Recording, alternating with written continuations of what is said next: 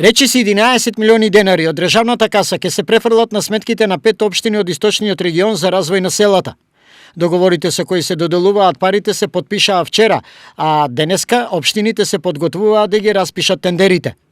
Околу 1,5 милион денари доби општина Штип за изградба на вториот дел од патот од Шашаварлија кон Почиволо. И можам да кажам дека во изминатите неколку недели успеавме по 2 програми да обезбедиме доста средства за изградба на овој локален пат кој што е многу важен за неколку села во нашиот подплачковички регион.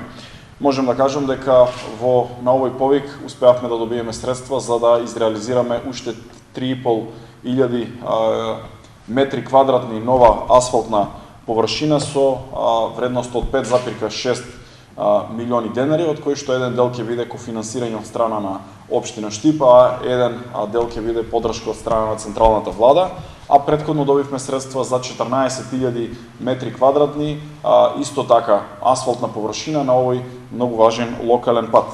Најмногу пари од оваа програма, односно 3,6 милиони денари, доби општина Карбинци за изградба на плоштадот во село Радање. Купната инвестиција или проектиран износ е некаде околу 3 милиона и 600 илјади денари, од кои 2 милиона 884 илјади са средства од Бирото за равномерен регионален развој, остатокот од 20% или 721.000 са собствено учество од буџетот на општина Карбинци или кофинансирање. Очекуваме дека во следните 2 недели дека ќе го распишеме тендерот, најдосна до крајот на месец август ќе започнеме со работите и очекуваме дека за неполни 2 до 3 месеци сите овие градежни активности ќе бидат завршени.